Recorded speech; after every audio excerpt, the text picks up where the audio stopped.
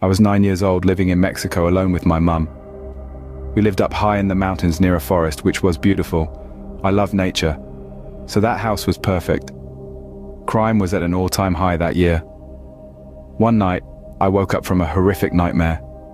I went straight to my mum's room after getting out of bed. I needed her comfort. I was upset and told my mum I didn't want to live here anymore.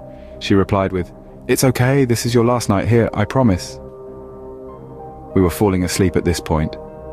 My dog kept on barking, so my mum reluctantly got out of bed to investigate. She got to the front door, which led to the garden, where my dog was barking from. My mum turned off the alarm so she could open the door and see what was up. I didn't get out of bed as it was very early in the morning and cold. All of a sudden I hear a loud scream. "Mum!" I shouted. A man entered the room with some force, wearing a balaclava. He demanded I get dressed.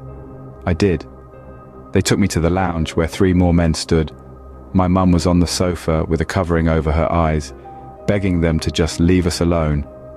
I said, "I'll give you all the money, etc. in the house." They replied, "Not what we're after." They put a covering over both of our heads and threw us into the boot of their car.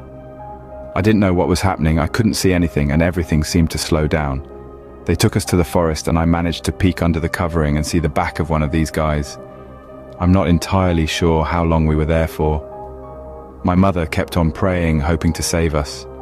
They took us to an abandoned house and rang my father, asking him for money or else they'd cut my fingers off and post them to his house. They threw us into a van and my mum was begging for our lives. They drove for miles and opened the boot. They demanded we got on our knees. My mum said to kill me first so I didn't have to hear her cries before I died. The van started up and began driving off. My mum told us to run. We were running and ended up in an area with houses. We knocked on every door we could, begging someone to answer. Nobody answered at first. Then an elderly guy opened his door.